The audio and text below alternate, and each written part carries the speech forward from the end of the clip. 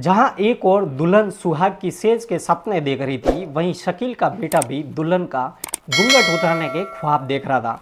मगर अभी जून का पहला हफ्ता ही चल रहा था कि शकील मियाँ की हसरतें बेकाबू होगी। उन्होंने होने वाली दुल्हन की मां के साथ न जाने क्या चक्कर चलाया कि वो अपने पति का घर छोड़ शकील मियाँ के पास चली गई।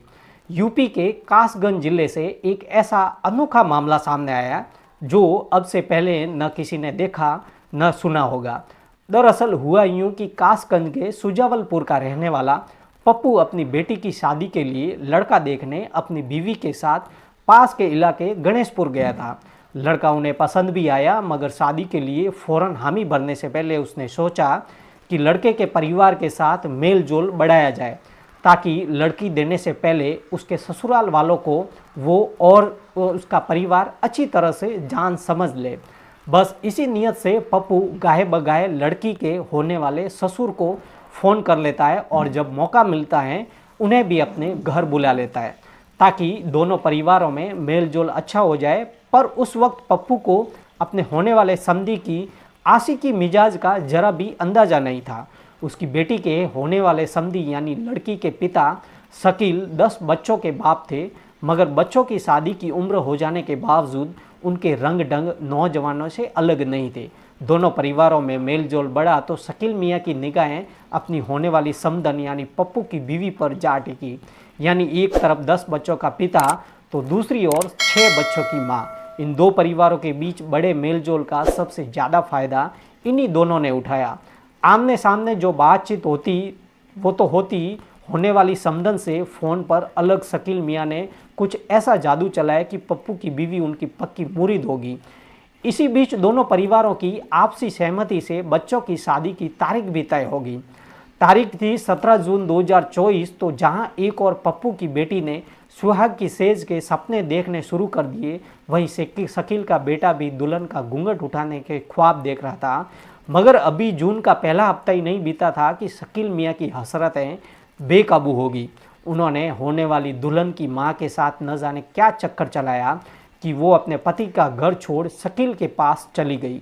जी हाँ, पप्पू की बीवी अपने पति और बच्चों को छोड़ 3 जून की रोज ही घर से गायब होगी। पप्पू को ख्वाबों का ख्याल में भी अंदाज़ा नहीं था कि उसकी बीवी को उसी का समधी उड़ा ले गया। वो बीवी को रिश्तेदारों के घर खोजता रहा और जब वो फिर नहीं मिली तो 5 दिन बाद रिपोर्ट लिखवाने थाने पहुंच गया। आखिरकार पुलिस ने पप्पू की तहरीर पर उसकी बीवी की गुमशुदगी की रिपोर्ट दर्ज करवा दी। इसी बीच जब इस वाक्य की खबर पड़ोसियों को हुई, पप्पू से हमदर्दी जताते हुए कई पड़ोसियों ने उसे उसकी बीवी के बारे में सच बताया, जिसकी उसे दूर दूर तक खबर नहीं थी। धीरे धीरे पप्पू को अपनी बीवी और होने वाले समधी के शकील के इश्क के बारे में पता चला तो पप्पू सिर पकड़कर बैठ गया। कहाँ वो अपनी बेटी की शादी के लिए परेशान था और कहाँ उसकी बीवी इस उम्र में अपने 6 बच्चों की जिम्मेदारी छोड़ उस पर ये गुल खिला रही थी। फिर 2 हफ्तों बाद ही तो बेटी की शादी थी। पप्पू ने मन ही मन सोचा कि इश्क की लहरें इतना ही उफान मार रही थी तो कम से कम बेटी की शादी तक तो रुक जाती। बहरहाल इसी उधेड़-बुन में पप्पू एक बार फिर गंजूड़वार थाने पहुंचा और इसी बार उसने अपने होने वाले समधी शकील के खिलाफ नामजद रिपोर्ट दर्ज करवा दी। उसका सीधा आरोप था कि शकील ने उसकी बीवी को बहला फुसला कर बरगला कर अपने इश्क के जाल में फंसाया और फिर अगवा कर गायब हो गया। पुलिस ने भी इसकी शिकायत पर एफआईआर दर्ज कर ली और पप्पू की अगवा हुई बीवी की तलाश शुरू कर दी है।